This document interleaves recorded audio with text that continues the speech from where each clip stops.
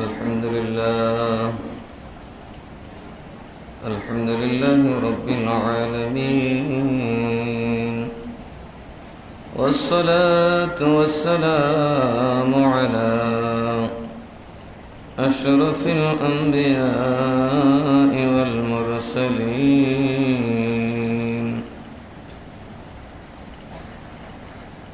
سيدنا وسندنا ومولانا محمد وعلى آله وأصحابه وعلماء ملته وأولياء أمته أجمعين. أما بعد، فقد قال الله تعالى في شان حبيبه ومحبوبه مخبرا وآمرا: إن الله وملائكته يصلون على النبي يا أيها الذين آمنوا صلوا عليه وسلموا تسليما. اللهم صل على سيدنا مولانا محمد وعلى آل سيدنا.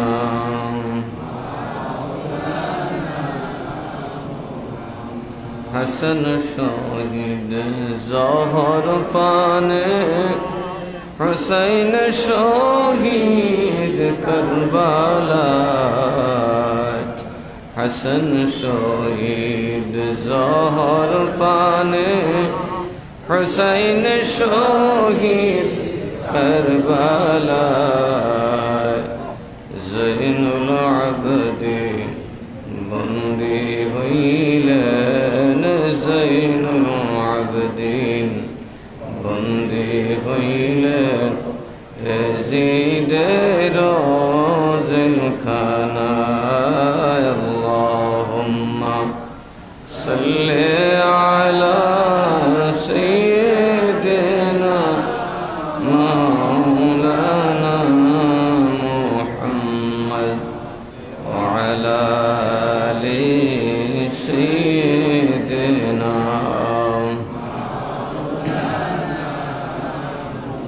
सलातुन या रसूलल्लाह अलैकुम सलामुन या। बना दो मेरे सीने को मदीना, निकालो बहर गम से ये सफीना। सलातुन या रसूलल्लाह सलामुन या। ला इलाहा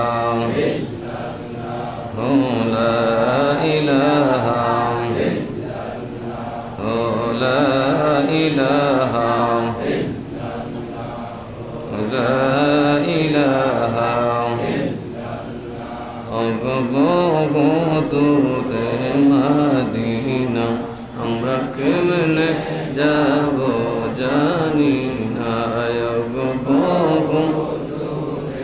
मदीना, हमरा केमने जाबो जानी ना। ओगो दयाल अल्लाह दया करो, दयाल अल्लाह दया करो, नसीब करो मदीना। ला इलाहा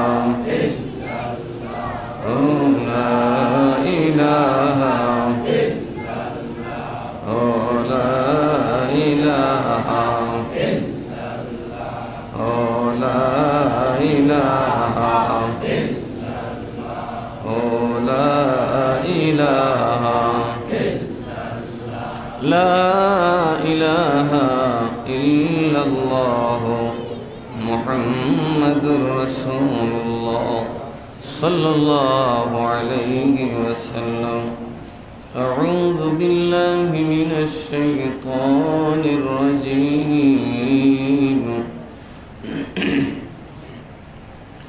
بسم الله الرحمن الرحيم الحمد لله الذي خلق السماوات والأرض وجعل الظلمات والنور ثم الذين كفروا بربهم يعدلون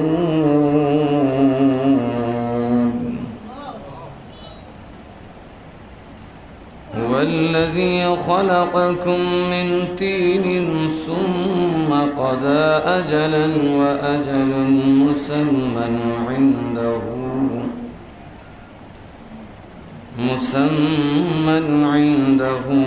ثم أنتم تمترون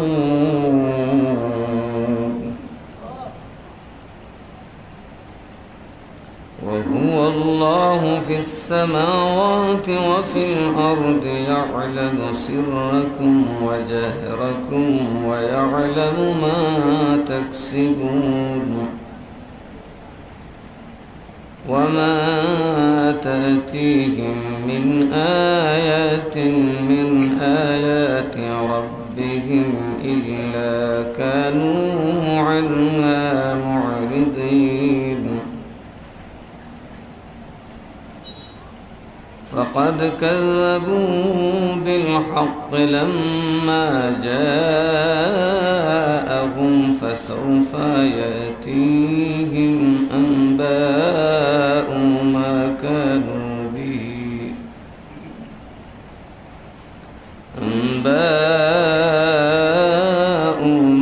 كانوا به يستهزئون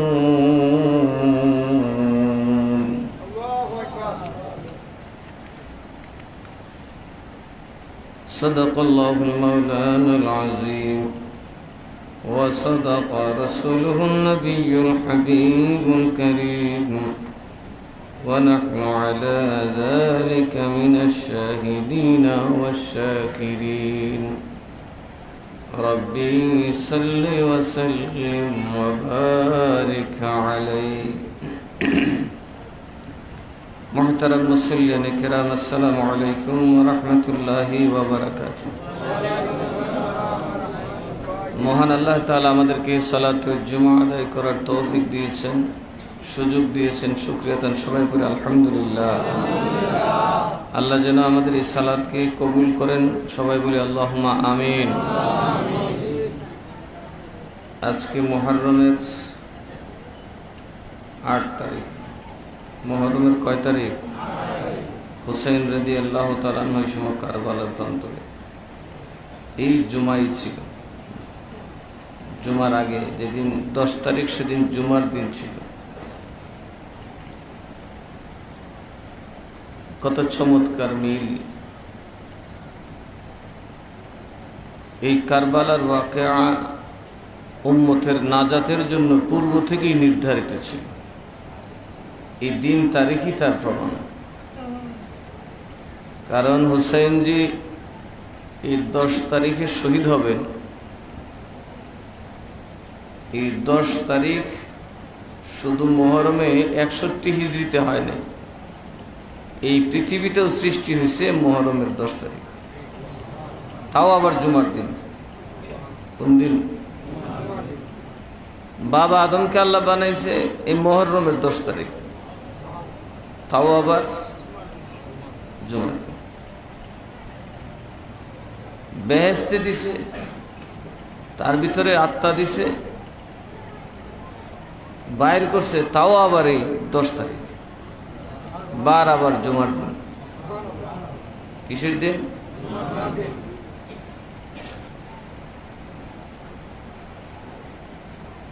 এই দুনিয়া আবার কিয়ামত হবে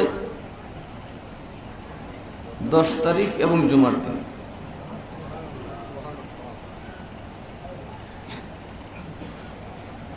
আবার হাসরের মাঠ হবে।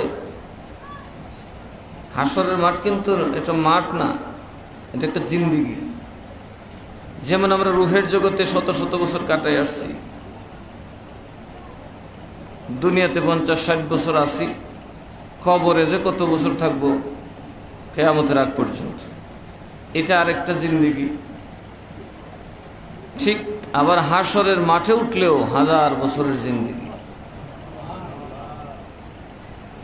সব শেষ হওয়ার পরে আপনাকে আবার চিরস্থায়ীভাবে জান্নাতে ফেরত নেওয়া হবে। সেই দিনটাও মুহররমের 10 তারিখ, তাও আবার জুমার দিন। কিসের দিন?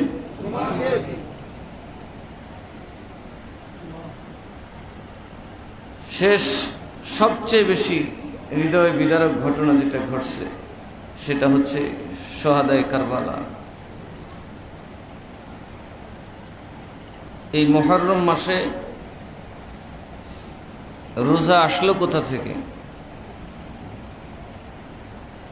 আল্লাহর নবী যখন উম্মত সমেত মদিনায় হিজরত করলেন, তিনি দেখতে পেলেন ইহুদিরা আশুরা মানে মুহররমের 10 তারিখে রোজা রাখে। কি রাখে? নবীজি জিজ্ঞেস করলেন, তোমরা তো খুব একটা দিনদার না, কিন্তু এই আশুরার দিন তোমরা রোজা রাখো কেন? ওরা বলল, আমরা সব বলতে পারি কিন্তু আল্লাহর দয়া বলতে পারি না। বলে কেমন? বলে যে আমাদেরকে যখন ফেরাউন ধাওয়া করলো, সকল বনি ইসরাইল বা ইহুদিরা যখন একবারে নিশ্চিহ্ন হওয়ার পথে, তখন এই 10 তারিখ আল্লাহ তাআলা সাগরের বুক চিরে আমাদের জন্য 12টা রাস্তা বানিয়ে দিয়েছিলেন। যেদিন আমরা নাজাত পাই সেদিনটা কত তারিখ ছিল? মুহররমের।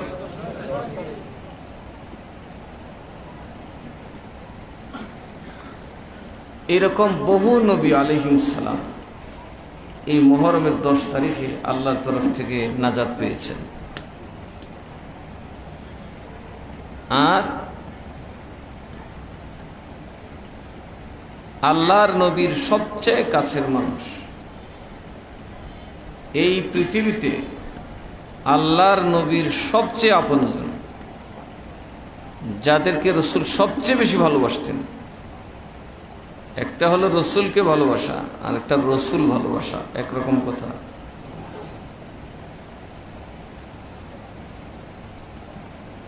আল্লাহর নবী নিজে যাদেরকে সবচেয়ে বেশি ভালোবাসতেন, কাঁধে তুলতেন, কুলে তুলতেন, পিঠে তুলতেন, চুমু খাইতেন, দাঁতের সাথে জিহ্বা মুবারক লাগাইতেন, সেই ইমাম হুসাইন রাদিয়াল্লাহু তাআলা আনহুকে নির্মমভাবে,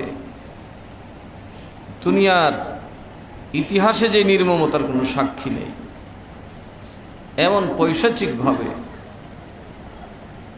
সপরিবারে শহীদ করা হয়েছে। টুপি মাথায় দিয়ে জিহাদের নাম করে। কিসের নাম করে? কিসের নাম করে? জিহাদের নাম করে। খেলাফত রক্ষার দাবি করে তারা ইমাম হুসাইনকে শহীদ করেছেন। দাবি কত চমৎকার, কর্ম কত নোংরা। আজও দেখবেন বাতিলপন্থী যারা, এরা খেলাফতের জেহাদ করে, চরিত্র দেখলে শয়তানও লুকানো রাস্তা না খুঁজে। কথা ঠিক না বেঠি? আমাদের দেশে এখন অনেক হুজুর আছে, আলেম আছে, যারা খেলাফত প্রতিষ্ঠা করবে, আল্লাহর আইন কায়েম করবে, কিন্তু নিজের স্বার্থের সাথে কারো দ্বন্দ্ব হলে বোঝা যায় ওনারা মূলত ওই ইয়াজিদের মন্ত্র নিয়েই ঘুরতেছে। খেলাফত কাকে বলে? যেখানে ন্যায় নাই সেখানে খেলাফত থাকতে পারে না। যেখানে কোরআন সুন্নাহর ইতাআত নাই সেখানে খেলাফত থাকতে, এটা মাওলা আলী আমাদেরকে শিখিয়ে দিয়েছেন। সিফিনের যুদ্ধে মুআবিয়া রাদিয়াল্লাহু আনহুর পরাজয় নিশ্চিত। যখন ওনার পক্ষ থেকে কোরআন শরীফ বর্ষায় ঝুলানো হলো, নিশ্চিত বিজয় জেনেও হযরত মাওলা আলী সেখান থেকে প্রত্যাবর্তন করলেন। এবং উনি এটার জন্য জীবনও দিতে হয়েছে। খারিজিরা ফতোয়া দিলে উনি মুশরিক। ওনার আইন হচ্ছে যুদ্ধ করে, আল্লাহ যা সিদ্ধান্ত দেয়, কিন্তু উনি মানুষের রায় মেনেছেন। এই জন্য একটা বাতিল দল বাইর হইল, তাদের নাম হলো মুশরিক। মুশরিক কারা? যারা কোরআন শরীফ বেশি পড়তো, এরা বলতেছে ওনারে মুশরিক। খারিজিরা কি বেশি পড়তো? খারিজিদের মধ্যে কোরআনে হাফেজ ছিল বেশি, কারি ছিল বেশি। এই দলের মধ্যে আল্লাহর ইবাদত করেন না এত বেশি ছিল যে অন্যরা এদেরকে কখনো নিজেদের মতো মনে, কিন্তু এরা হুজুর সৈয়দনা আলী মুরতাদা রাদিয়াল্লাহু তাআলা আনহুকে মুশরিক ফতোয়া দিয়েছে। সুতরাং এই যে মুসলমানকে মুশরিক ফতোয়া দেওয়া, এটা খারিজিদের স্বভাব। কাদের স্বভাব? এটা আগের থেকে চলে আসছে, এখনো কিছু মানুষ দেয়। এটা কার স্বভাব? মুসলমানকে মুশরিক বলা, এটা কার স্বভাব? খারিজিরা কি ইসলামে আছে না বেরিয়ে গেছে? এরা আর মুসলমানদের অন্তর্ভুক্ত? এই খারিজি কিন্তু শেষ হয় নাই, হবেও না। শেষমেশ এই খারিজিরা উম্মতের উপর এমন অত্যাচার করবে, অত্যাচার করতে করতে এরা যায় হাত বাঁধবে দাজ্জালের সাথে। কার সাথে? কার সাথে?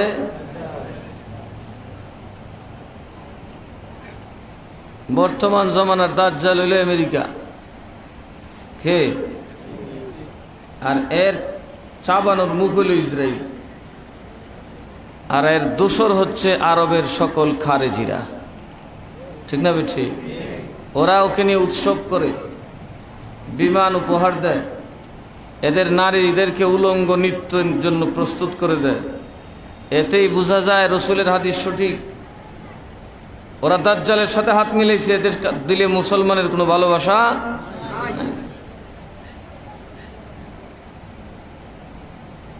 রসুল বলেছেন দাজ্জাল একটাই গুণ, দাজ্জালুনা কাজ্জাবুন। আসল দাজ্জাল আসার আগে বহু দাজ্জাল আসবে। আসল দাজ্জাল যেভাবে মানুষকে বিভিন্ন প্রলোভন দেখাইয়া, বিভিন্ন কারামত দেখাইয়া, খেল তামাশা দেখাইয়া মানুষকে বেঈমান বানাবে, এর আগে আরো বহু দাজ্জাল আসবে যারা নিজেদের দেশের লোক, আমার দেশে আসলে নাস্তিক হলে আমার দেশের নাগরিকত্ব পাবে, মুহাম্মদুর রাসূলুল্লাহকে গালি দিলে আমার দেশে তুমি চাকরি পাবে, ইসলামের বিরোধিতা করলে, ইসলামী শরিয়ার বিরোধিতা করলে, কোরআন সুন্নাহর বিরুদ্ধে একটা কথা বলতে পারলে তুমি আমেরিকাতে একটা স্থায়ী বাড়ি পাবে, লন্ডনে তোমার নিরাপত্তা সহ আরাম আয়েশের বাড়ি মিলবে। আর আমাদের ক্ষমতা এখন বেশি। আমরা যদি কাউকে আশ্রয় দেই, বাংলাদেশের সব মানুষ মাইরেও যদি আসো, তোমাকে এই দেশ থেকে নেওয়ার ক্ষমতা কারোর আসেনি। বাংলাদেশের সব মানুষও যদি তুমি হত্যা করো, তবুও কোনো ভয় নেই তোমার, কিন্তু আমাদের তাবেদারি করতে হবে। আমাদের তাবেদারি করলে তোমরা আমাদের বাড়িতে আশ্রয় পাবে, কারণ এই দেশের দুনিয়ার হর্তাকর্তা তখন আমরাই। আমরা যা বলি তাই আইন, আমরা যা বলি তাই বৈধ। কোরআন হাদিসের এই পৃথিবীতে আর কোনো বেল নেই। অবস্থাটা এরকম না? কি বলেন? বাংলাদেশের সব মানুষ মাইরা যদি কেউ আমেরিকা যায় বসে থাকে, তারে ধরুন যেত না। লন্ডন চলে গেলে তাকে ফেরত আনা যাবে না, ইন্ডিয়া চলে গেলে তাকেও ফেরত আনা যাবে না, কারণ এদের ক্ষমতা বেশি। এদের কি বেশি? এদের কথা আমাদের তাবেদারি করো, দেশের জনগণ মারো, ক্ষমতায় থাকো, আরামে ঘুমাও। আর দেশের জনগণের উন্নয়নের চিন্তা করবা। বাঙালি জাতীয়তাবাদ বিশ্বে মাথা উঁচু করে দাঁড়াবে এই ধারণা করবা, সাইজ করে ছেড়ে দিব। এই দেশের মানুষের এমনভাবে উস্কাই দিব, এরাই তোমার পিঠটা মেরে হলে। এদেশের বেশিরভাগ তথাকথিত শিক্ষিত মহল সব আমেরিকার গোলাম। এদেশের বড় বড় অফিসার যদি জিজ্ঞেস করেন রিটায়ারমেন্টের পরে কোথায় যাবেন, কয় আমেরিকায় বাড়ি বানানো আছে। কেউ দেশে থাকতে চায় না, কারণ সবাই জানে এরা শিয়ান্ত যে এই দেশ এখনো স্বাধীন হয় নাই। কাগজে কলমে স্বাধীন হলেও এটা এখনো আমেরিকা ব্রিটিশের গোলাম।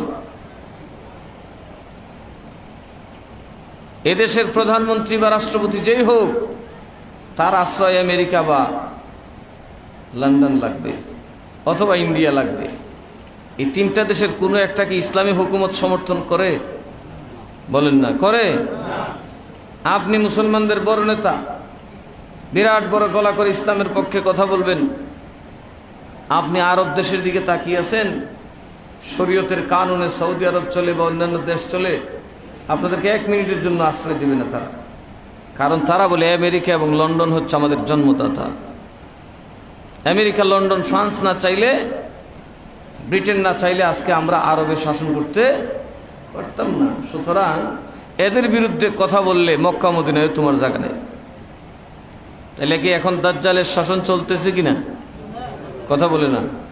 রাসূল বলেছেন যে খারিজিরা শেষ পর্যন্ত দাজ্জালদের সাথে হাত মিলাবে। দাজ্জালের সাথে হাত মিলায় আমার উম্মতকে এতটাই জুলুম করবে, ইসলামকে এতটা গরিব বানাবে, ইসলামকে এতটা দুর্বল বানাবে, গর্ত থেকে সাপ বেরোনোর পরে, মানুষ ধাওয়া করার পরে সর্প যেমন দ্রুত তার গর্তের দিকে ফিরে, আমার ইসলাম এদের অত্যাচারে জুলুমে শেষ পর্যন্ত মক্কা মদিনার দিকে ফিরে আসতে বাধ্য হবে।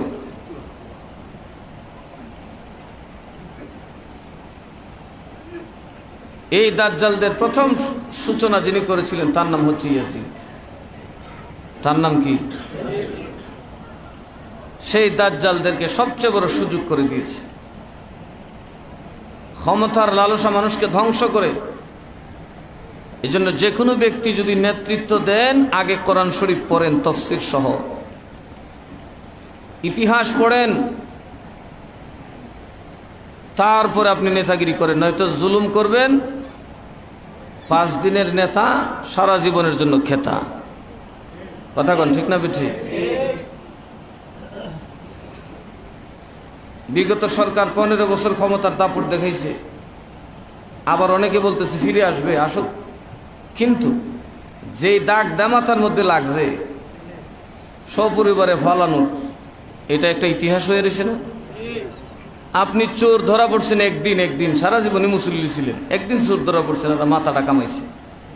এটা আপনার ইতিহাস থেকে মুছবে না, আপনার সন্তানাদের ইতিহাস থেকে মুছবে না। কথা ঠিক না ঠিক? এই যে ভয়, আপনি দেশ ছাড়তে পারেন, দেশ ছাড়লে ওখানেও সেটা যাবে। মানুষজন যায় বলবে, আরে এটা চোর, স্বভাব ভালো না। আর আমরা তো একটা স্বভাব আছে, খারাপটা সবার আগে বলি। 100 রাকাত নামাজ পড়ছি, এটা বলবো না। তো মাথা কোন দিন কে কার কামাইছে, জীবন একবার কামাইলে হয়, শুনলেও দেখবার 10 গাঁও বেড়াইয়া বলবো। ক্ষমতার ব্যবহারের ব্যাপারে সচেতন হতে হলে আপনাকে কোরআন পড়তে হবে। যদি না পড়েন, ওই প্লাস্টিকের 1 টাইম ইউজ প্যাকেটের মতো ধ্বংস হয়ে যাবেন। যেই পাত্রে চুমু দেয়, সেই পাত্রে আবার কিছুক্ষণ পরে পা দিতে আছে। কথা কয় না? চিন্তা করতে পারেন? পাত্রটাতে যতক্ষণ চা বা পানি বা দুধ আছে ততক্ষণ টানতেছে, শেষ থ্রো করে দিছে নোংরা ডাস্টবিনের দিকে। আপনি একমাত্র জীবনটা, আপনার যৌবন যতদিন আছে, আমাদের দেশে দেখা যায় মা বাবার দামের শেষ নেই। যেই মাত্র মা বাপ দুর্বল হয়ে গেছে, জমি সামলাইতে পারে না, ভালো করে কথা শুনতে পারে না, বাচ্চারা থ্রো করে দেয় ডাস্টবিনের মতো। কথা বলেন? মা বাবার আর আগের জায়গায় স্থান নাই। এই জন্য আমাদেরকে কোরআনের শিক্ষা বড় দরকার, কোরআনের তাফসীর শোনা বড় দরকার। এগুলা যত বেশি, কিন্তু আজকের সমাজে কোরআন শিক্ষার কোনো মূল্য নাই। কিন্তু ঠেকছে আপনাদের মতো সাধারণ মানুষের হৃদয়ে এখনো কোরআনের ভালোবাসা আছে। দল সত্যি আমার ইসলামকে ধরে রাখবে। কোন দল? কথা কয় না, কোন দল? কারণ গরিবের সাথে আমি রসুলের এমন এক সম্পর্ক যে এরা আমাকে বেশি ভালোবাসবে। দৌলত আসার সাথে সাথে ওরা আমার থেকে সরে যাবে।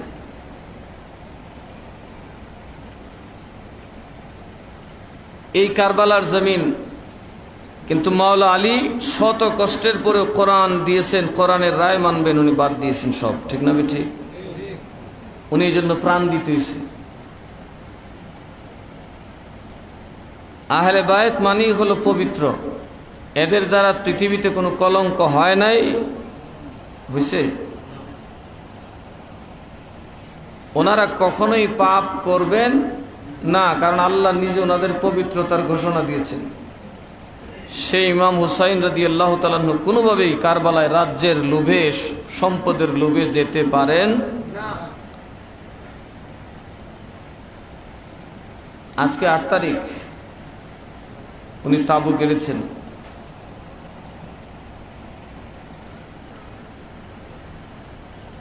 রাতের বেলায় উনি তাবু গেড়েছেন, সন্ধ্যায় উনি পানির প্রয়োজন অনুভব করলেন। একজনকে নির্দেশ দিলেন, ফোরাতের তীর থেকে কিছু পানি নিয়ে আসো। পানি ফুরিয়ে গেছে, কাছাকাছি তো, কুফার প্রায় কাছাকাছি চলে আসছে। হয়তো উনি পরের দিনটা সফর করলেই কুফায় একেবারে কাছে চলে যেতেন। উনি ভাবলেন, কোরআনে রসুল পাক বলেছেন, তুমি যদি কোথাও মেহমান হও অবশ্যই তাকে জানিয়ে যাবে, মেজবানকে জানিয়ে যাবে। তুমি যদি হঠাৎ মুসাফিরি করো, তোমার স্ত্রীকে, তোমার পরিজনকে খবর দিয়ে আসবা, হুট করে আইসো না। যে কারণে নবীজি যুদ্ধ থেকে ফিরলে মদিনার কাছাকাছি একটাত্র থাকতেন, যাতে মদিনাবাসীর কাছে খবর হয়ে যায় যে আমাদের বাহিনী যার যার আত্মীয় স্বজন যুদ্ধ থেকে চলে আসছেন। যারা কাফন দাফন করবে তারাও যেন বুঝে, যারা স্বামীদেরকে ওয়েলকাম জানাবে তারাও যেন বুঝে, কারণ যুদ্ধের ময়দানে গেলে মাস, 2 মাস, 3 মাস লাগতো। জন্য নবীজি সন্ধ্যাবেলায় আর মদিনায় ঢুকেন না, বলছে যেহেতু রাত হয়ে গেছে তো আমরা একটু সময় দেই, আমরা একটু জিরায় নেই, একটু সকালবেলায় গেলে সারাটা দিন আনন্দ করা যাবে। আর আমাদের ঘরে যারা আছে তারাও একটু প্রস্তুতি নিয়ে নেবে। আগের দিন তো আর ফোন ছিল না যে বিলেত থেকে জানাই দেব। তো এই জন্য উনি বললেন যে আমি এখনই না ঢুকে, চলো আমরা কাল সকালে আর একটু পরে ঢুকি। এর ভিতরে যিনি পানি আনতে গেছিলেন খবর দিলেন, হুজুর সংবাদ তো ভয়াবহ। বলে কি? আপনার খবর সম্ভবত ইয়াজিদের কানে চলে গেছে। আপনাকে যে গভর্নর দাওয়াত দিয়েছিল সেই গভর্নর আর এখন কুফার ক্ষমতায় নাই। এখানে উবাইদুল্লাহ ইবনে জিয়াদ নামের এক জারজ সন্তান আসছে, এক হারামজাদা আসছে, যার কাছে ভালো মানুষের কোনো দাম নাই। সে অলরেডি হুর নামের একজন সেনাপ্রধানের মাধ্যমে ফোরাতের তীরটা ঘেরাও করে ফেলছে। আমাকে সেখান থেকে পানি আনতে নিষেধ করা হয়েছে, তারপরেও যদি আমি পানি আনতে যাই তবে আমাকে হত্যা করার হুমকি দিয়েছে।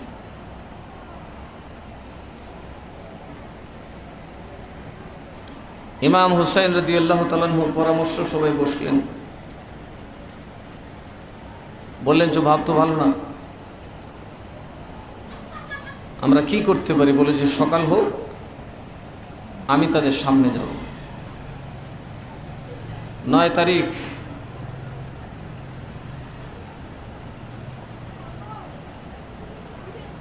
উনি ফজরের নামাজ পড়ে যায়, দেখেন আরো 26,000 চলে আসছে।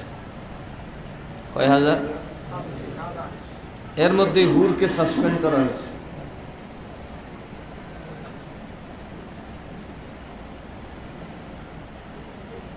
আরেকজন সেনাপতি চলে আসছে,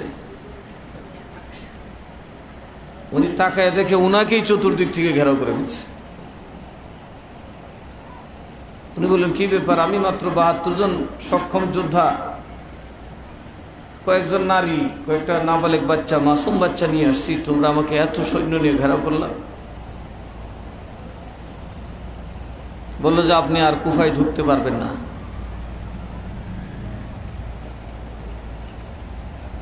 আপনি কুফায় ঢুকতে পারবেন না। খলিফাতুল মুসলিমিন ইয়াজিদ, কি সুন্দর নাম, দেখো, মুসলমানদের খলিফা, জালেমের বিরুদ্ধে বলিষ্ঠ কণ্ঠস্বর। বিদ্রোহীদের প্রতি কঠোর। ইয়াজিদ বিন মুআবিয়া আপনার কাছে বার্তা পাঠিয়েছেন তারই বিশ্বস্ত গভর্নর উবাইদুল্লাহ ইবনে জিয়াদের মাধ্যমে যে আপনি অতি দ্রুত ইয়াজিদের কাছে বায়াত হতে হবে। কি হতে হবে? উনি বললেন আগামীকাল জানবে, 10 তারিখ জানবে, আজকে আমি বুঝতে দাও।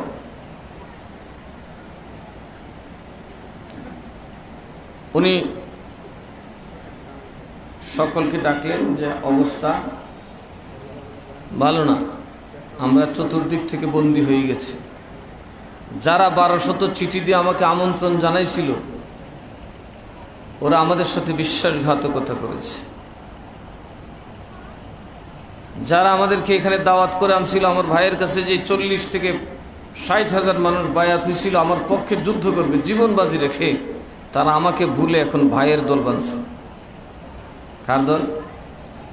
কারণ উবাইদুল্লাহ ইবনে জিয়াদ ঠিক হুসাইনজি ঢুকবেন এই খবরটা তখন কুফায় চলতেছে, মানুষজন রেডি হইতেছে হুসাইনজিকে সমর্থন করবেন, কিন্তু সেই সময় একই পথ দিয়ে উবাইদুল্লাহ ইবনে জিয়াদ যায় ঢুকছে, শয়তানটা ঢুকছে। মুখ বান্দা মানুষ মনে করছে হুসাইনি আছে, এ মুখ বান্দা যায় আর মানুষ হুসাইনজির পক্ষে। সে কিন্তু ভালো একটা মেজারমেন্ট করে নিছে যে আসলে মানুষ কোন জায়গায় যায় পৌঁছেছে। কারণ নবী প্রেমিকরা সবসময় সহজ সরল হয়, কথা কয় না। হকপন্থীরা কি হয়? আবেগী আর সোজা মানুষ হয়। আর দুষ্টরা বাতিলরা সবসময় দুষ্ট প্রকৃতির হয়। ও তো বুঝতে পারছে, ঘুরে ঘাড়ে দেখলো কি অবস্থা, দেখে যে সব চলে গেছে মুসলিম ইবনে আকিলের পক্ষে, হুসাইনের পক্ষে। সে তরিত ভালো মানুষ সেজে গেল যে আমিও হুসাইনকে ভালোবাসি। মানুষ বুঝছে তো ভালো, হয়তো ভালো মানুষ, ইয়েজিদ পাঠাইলেও সেই ইয়েজিদের দলে নাই। এই ভালো মানুষই দেখা এসে সমাজের যত নেতা সর্দারগুলো আছে প্রত্যেক গোষ্ঠীর যে মাথা সব কটারে ডেকে নিচ্ছে, আসো আমরা কিভাবে হুসাইনকে সংবর্ধনা জানাবো, একটা পরামর্শ করি ইয়েজিদের বিরুদ্ধে। সবাই কম যাইব। প্রশাসক চলে আসছে, ইয়েজিদের ডান হাত চলে আসছে, হুসাইনের পক্ষে আর কোনো ভয় আছে? সব সর্দাররা গোষ্ঠীর মাতবররা যায় ঢুকছে। ঢোকার পরে সে নির্দেশ দিল দরজা ঠালা গেছে, সদর দরজা বন্ধ করে দাও। বন্ধ করে দিয়ে বলল, তোমরা যারা এখানে আসছো জনতা তোমাদের ভাই, তোমরা আজকে একটা সিদ্ধান্ত নেবে, হয়তো হুসাইন নয়তো জীবন। যদি হুসাইনের পক্ষে কথা বলো তোমাদের সব কটার গর্দান আমি কেটে ফেলব, আর যদি তোমাদের ভাইদের প্রাণ চাও, তোমাদের প্রাণ চাও, আমি ঘর বাড়ি জ্বালিয়ে দেবো, তোমাদের কুফার সবকিছু ধ্বংস করে দেবো, তোমাদের মাসুম সন্তানগুলোকে আমি হত্যা করবো। আমি উবাইদুল্লাহ জারজের হাত থেকে কেউ তোমরা বাঁচতে পারবে না। সর্দাররা তো একবারে, তোমাদের বউ বাচ্চা আমি ধরে ধরে নিয়ে আসবো। তোমরা যদি ইয়াজিদ সবাইকে না বলো যে তোমরা হুসাইনের দল ছাড়ো, তাহলে আমি ছাদের উপর থেকে সব কটার মাথা ফলাই দেব। ইয়াউমা ইয়াফিরুল মারউ মিন আখিহি, কিয়ামতের দিন যেই ভাই তোমার থেকে পালিয়ে যাবে। আল আখিল্লাউ ইয়াউমা ইযিন বা'দুহুম লিবা'দিন আদুউন, যেই বন্ধু কিয়ামতের দিন তোমার শত্রু হবে, চলে গেলে তো তার পক্ষে, যে বন্ধু হবে হুসাইনের পক্ষে আর কেউ নাই। তখন সবাই বলল, ঠিক আছে আমাদের প্রাণ ভিক্ষা দেন, আমরা কিভাবে কি করতে পারি আমাদেরকে একটু বলেন। বলে তোমরা ছাদের উপর উঠো, যার যার গোষ্ঠীকে ডাকো। এর ভিতরে ঢোল পিটাই দিছে, তোমাদের নেতারা যার যার গোষ্ঠী যা যা আছে সব চলে আসো, নারী পুরুষ তারা বক্তব্য দিবেন। যার যার গোষ্ঠীর মানুষ বন্দী, এর ভিতরে তো বন্দিত্বের খবরও ফ্লাশ হয়ে গেছে, এই জন্য মানুষজন জড়ো হয়ে আসছে, হাতিয়ার টাতিয়ারও কিছু আনছে যে রাজপ্রাসাদ ভেঙে ফেলাম। তখন যার যার গোষ্ঠীর যিনি নেতা বলে যে তোমরা মুসলিম ইবনে আকিলের পিস ছাড়তে ছাড়তে ছাড়তে ছাড়তে 40 থেকে 60 হাজারের 2 জনও বাকি নেই, সব চলে গেছে।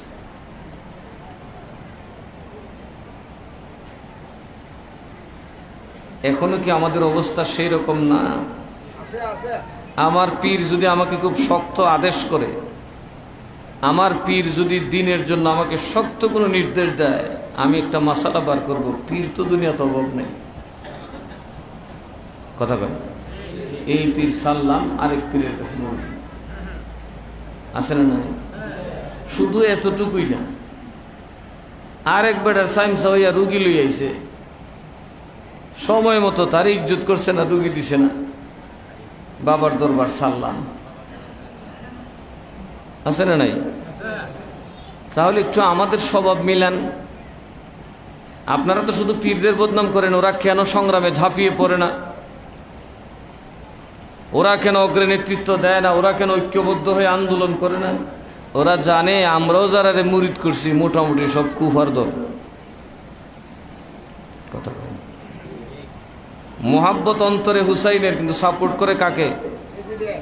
এজিদকে। আমরা যদিও পীরাউলিয়ার ভক্ত, ভোট দেই কাকে? আমাদের সমর্থন আমরা দিই কাকে? তারা পাক্কা বেনামাজি, পাক্কা ফাসিক। বলি যে না এগুলো এদের কাউ, ইসাবরা এগুলো নাই, হুজুররা এটা তাই না। ঠিক তখন এই কুফার মানুষ বললো হুসাইন হুসাইনের জায়গায় থাকবে, আমরা শাসনের জায়গায় থাকবে। কিন্তু ওই কথা তাদেরকে কোথায় নিতে বাধ্য করেছে? শেষ পর্যন্ত এই ফাসিকির কারণে, দুর্বল ইমানের কারণে তারা চিরতরে ঘৃণ্য জাতি হিসেবে নিজেকে দাঁড় করাইতে হয়েছে। শেষ পর্যন্ত তারা বাধ্য হয়েছে হুসাইনজির মাথাটা পর্যন্ত তারাই কাটছে। কাটে নাই? কি বলেন কাটে নাই? কুফায় যে ইমানদার ছিল না তা না, কিন্তু তাদের এই দুর্বলতার কারণে তারা যদি সবাই বলতো যে হ্যাঁ আমরা সব শহীদ হব, কিন্তু হুসাইনের একটা মানুষও কদম ছাড়ব না, তাহলে কিন্তু উবাইদুল্লাহ ইবনে জিয়াদ পলায়ও যান বাঁচাইতে। যেমন বাংলাদেশে যখন সব মজলুম এক হয়ে গেছে, 15 বছরের ক্ষমতা তছনছ হয়ে গেছে। কথা ঠিক না ঠিক? এটা জনতার বিজয়, এটা কোনো দলের বিজয় না। আগস্টের বিজয় এটা সর্বজনীন জনতার বিজয়। যে অন্যায়কে কোনো দল, যে অন্যায়কে কোনো পার্টি উৎখাত করতে পারে নাই, সেই অন্যায়কে জনতা ঠিকই উপরে ফেলে দিয়েছে। ঠিক না ঠিক? জনশক্তি সবচেয়ে বড় শক্তি। সেই দিন যদি সকল মাতবর সর্দাররা বলতো আল্লাহর কসম আমরা আমাদের সাময়িক জীবন ধ্বংস হতে দেব, আমরা কয়েকদিন আর দুনিয়াতে থাকবো, মরে যাব, আমরা শাহাদাতের দরজা পাবো, চিরজীবন লাভ করব, আমরা কবরে বসেই জান্নাতের ফল ভক্ষণ করব, খোদা চাহে তো আমাদের মৃত্যুদণ্ড দিন, আমরা হুসাইনের বিপক্ষে যাব না। তাহলে কিন্তু আর কারবালার মতো কলঙ্কজনক ঘটনা উম্মতের জন্য আজকে হায় হায় বলার, আজকে আমরা লজ্জিত, অপমানিত। কিয়ামতের দিন যখন হুসাইনজি তার রক্তের বিচার চাইবেন, কি জবাব দেবে উম্মতে মুহাম্মদ? মা ফাতেমা যখন চাইবেন আজকে নারীরা তোমরা আসছো জান্নাত নিতে, আমি ফাতেমা জান্নাতের সর্দারিনী, তোমরা বলো আমার হুসাইনের অপরাধটা কি? যেদিন ইমাম হাসান জান্নাতের সর্দার হবেন, জান্নাত বন্টন করবেন মানুষের মধ্যে, উনি যখন খুতবায় বলবেন এ জাতি আমার নানার উম্মত, বলো আমার অপরাধটা কি, আমার ছোট ভাই হুসাইনের অপরাধটা কি? যেদিন কচি শিশু আলী আসগর কিয়ামতের ময়দানে আমাদেরকে দাঁড়িয়ে বলবে যে আমার অপরাধটা কি ছিল, কথা বলতে পারতাম না, মায়ের কোলের দুধ খাইতাম, আমাকে কোন অপরাধে শহীদ করলা তোমাদের মতো উম্মতে মুহাম্মদী, তাদের কি বিচার, তাদের কি প্রতিকার তোমরা করেছো? আজকের ময়দানে রাসূলুল্লাহর সামনে তোমাদেরকে জবাব দিতে হবে। আমরা কি জবাব দেব? আমরা জবাব দিতে পারবো যে মুহররমের 10 তারিখ আইছে আর আমরা খালি ঘুমাইছি? কথা কয় না? মুহররম মাস গেছে, আমরা আপনাদের কথা মনেও রাখছি না। এরকম উম্মত নাই, এরকম নামাজি নাই। একটা দিন তারা আহলে বাইতের কোনো চর্চা করে না, এতেই বোঝা যায় এদের ভিতরে খারেজিয়তের বীজ আছে। কথা বলেন আছে না নাই? আমাদেরকে দুনিয়ার লালচ পরিহার করতে হবে। আমরা দুনিয়াতে আছি 50, 60, 100 বছর, কবরে থাকবো শত শত বছর, হাসরের মাঠে হাজার হাজার বছর। সেখানে কিন্তু এই দুনিয়ার কোন নেতার পাওয়ার, কিন্তু আউলিয়াদের পাওয়ার, হুসাইনের বা পাওয়ার থাকবে কি থাকবে না? সেখানে বাঁচতে হলে এই ছোট্ট জীবনটাকে তুচ্ছ করে দিন। মরতে হয় মরবো, যেমন কাবিল যখন তার স্বার্থের জন্য হাবিলকে অ্যাটাক করলো, বলতিতাছে তোরে মেরেলাম, ভাই ভাই এক লাগে হুমকি দে না, এবং পাথর নিয়ে গেছে তো তোরে মেরেলাম। হাবিল বলল, তুই আমাকে মারলেও আমি তোকে ফিরাবো না। বললো কেন? বলে যে আমি ফিরাইতে গেলে যে হামলাটা তোর উপর করবো, হয়তো আমার হামলায় তুই মরতে পারিস, তাইলে আমি চাই না কিয়ামতের দিন এই ছোট্ট জীবনে বাঁচার অপরাধে 1000 বছরের হাসরের মাঠে আমি আল্লাহর কাছে লজ্জিত হই, ভাই হত্যার অপরাধ আমি দণ্ডিত হই। তুমি আমাকে হত্যা করলেও, আমার দিকে হাত বাড়ালেও আমি তোমার দিকে হাত বাড়াবো না। আমাকে তুমি হত্যা করতে পারো, কিন্তু আমি আমার আব্বার দিন ছেড়ে যাব না, কারণ আমার আব্বা কিয়ামতের দিন আমার জন্য লজ্জিত হবেন, আমি তার সন্তান, কিভাবে খুনি হতে পারি। শেষ পর্যন্ত হাবিল চুপচাপ রইলেন, কাবিল তার কর্ম সম্পাদন করলো। সেদিন থেকে দুইটা দল, একটা হাবিল আর একটা, আমরা সব কাবিলের দলে চলে গেছি। তো কাবিলের পথ কি জান্নাতের পথ না জাহান্নামের পথ? কাবিল শেষ পর্যন্ত দিন থেকে বের হইছে, বাবার থেকে বের হইছে, সমাজ থেকে বের হইছে, সমাজে বিশৃঙ্খলা তৈরি করছে, যত আকাম কুকাম সব সে তৈরি করছে। ঠিক আমাদের দ্বারা ওই সমাজে শুধু মাথায় টুপিটা ছাড়া তার কোনো ইমানদারি নেই, ও এমন কোনো অপরাধ নাই যেটা আমাদের দ্বারা সংগঠিত হচ্ছে না। এমনকি আমরা আল্লাহর ঘর মসজিদকে পর্যন্ত শয়তানের ইবাদতখানায় পরিণত করে ফেলেছি। সেখানে আমরা দলাদলি করি, মারামারি করি, খুন খারাপি করি, ফসাদ করি, এগুলা কি আল্লাহর ইবাদত?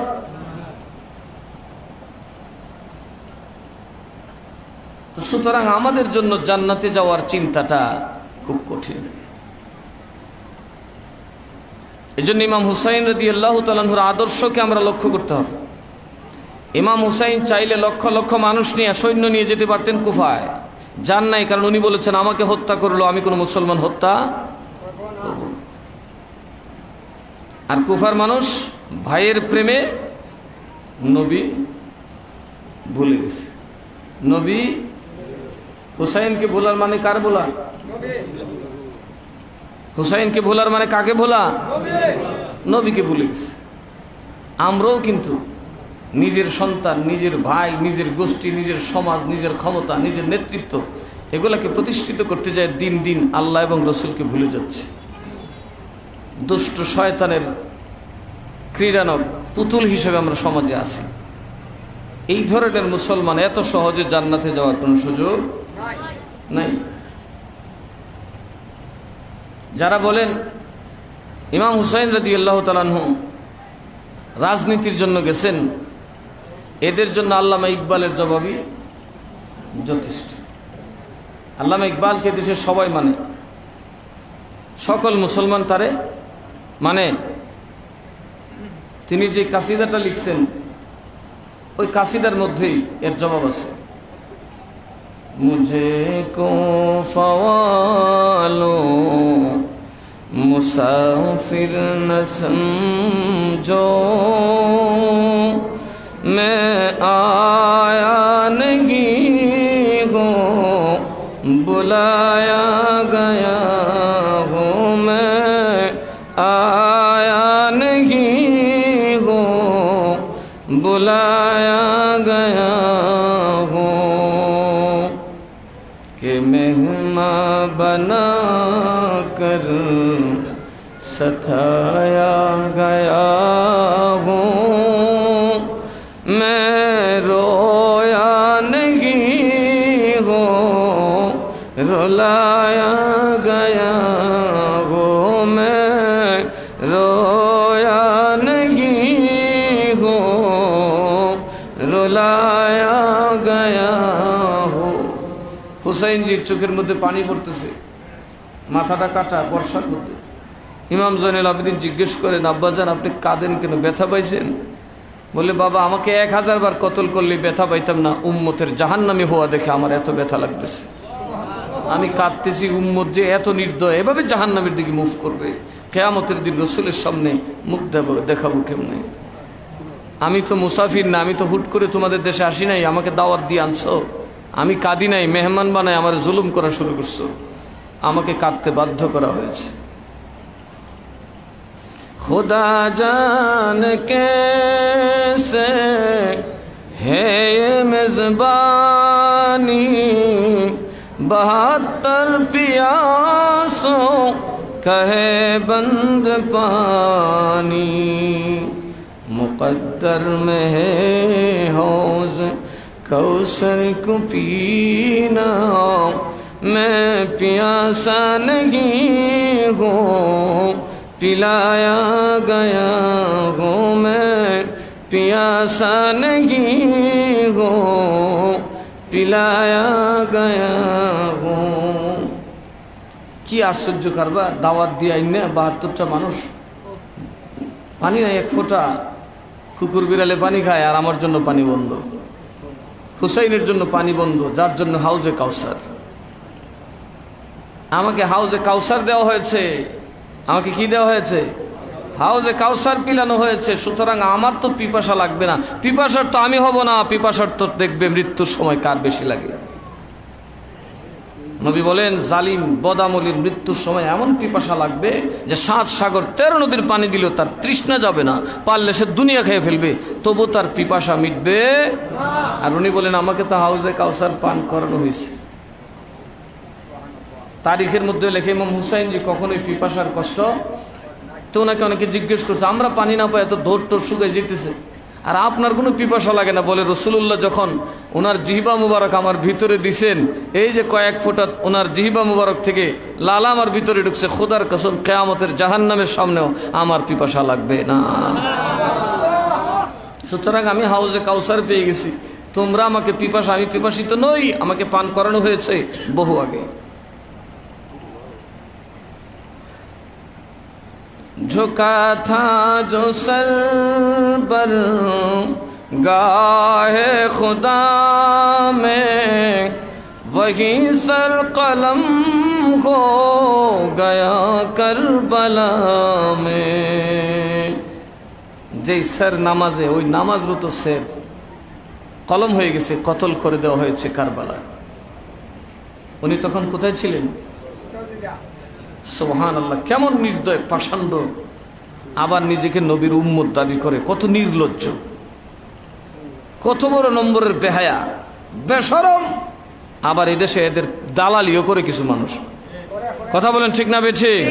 ইয়েজিদের দালালদেরকে আগে তালাক দিন। ইয়েজিদের দালাল যত বড় পাগড়ি পড়ুক, যত বড় মুহাদ্দিস আর যত বড় জেহাদ করুক, এটা শয়তানের জেহাদ ছাড়া কিছুই না। সুতরাং আগে চিনো না দেশের মধ্যে কোন টুপিওয়ালা ইয়েজিদের দালাল।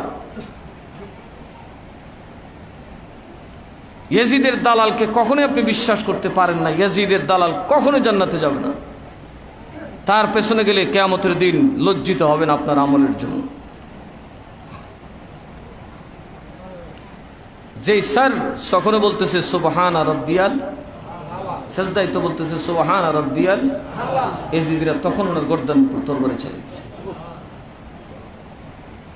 তারপরে বলবেন ওনার দাড়ি বড়, উনি ইসলামের জেহাদ করে, উনি ইয়েজিদের পক্ষে বললেই কি? এরকম অন্ধ আছে না নাই? এরকম অন্ধ আছে না নাই? আস্তাগফিরুল্লাহ। হুসাইন নাই তো তোমার ধর্মই তো নেই, হুসাইন নাই তো তোমার কালেমাই নাই। হুসাইন তোমার নামাজের অংশ, হুসাইন আমার ইমানের অংশ, হুসাইনের ভালোবাসা আমার ইমানের জন্য ফরজ। কারণ নবীকে ভালোবাসার কোনো পথ নাই ইমাম হুসাইনকে ভালোবাসা। আর ইমাম হুসাইনকে আমি খুব ভালোবাসি। আর ওনাকে যারা নামাজে রক্তে রঞ্জিত করছে, আমি যদি তাকে আল্লাহর ওলি বলি, বলছে না কেউ? ইয়াজিদকে আল্লাহর ওলি বলে নাই কেউ? হ্যাঁ, এগুলো আবার নিজেকে সৈয়দ দাবি করে। আমার তো মনে এগুলো হারামজাদা, এগুলো আসলে সৈয়দ না, পরে নিজের নামে সমবল সে সৈয়দ লেখছে। কখনোই কোনো অরিজিনাল সৈয়দ সেদিন ইয়াজিদের পক্ষ নিতে পারে না।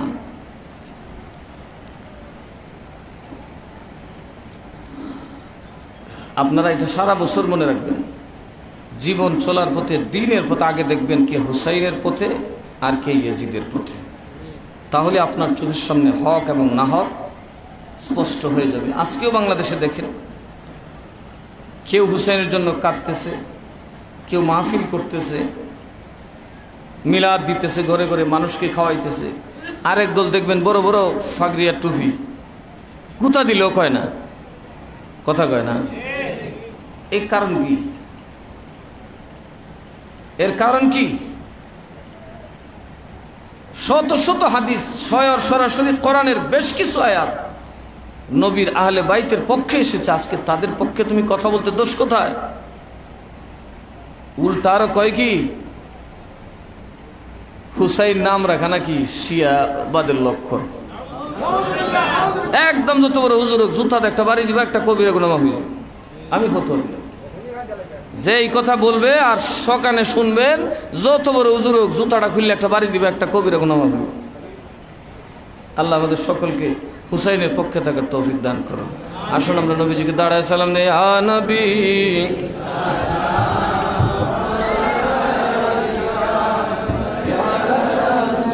সালামু আলাইকা ইয়া হাবিব, সালাম সালাওয়াতুল্লাহ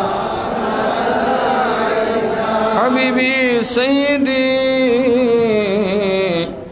ইয়া রাসূলুল্লাহ সাইয়্যিদি ইয়া হাবিবাল্লাহ ওয়াসিতা আলে নবী কা सदक़े खैरुन निसा का हर शहीद करबला का गम न हो रोज़े जज़ा का या नबी सलाम या रसूल सलाम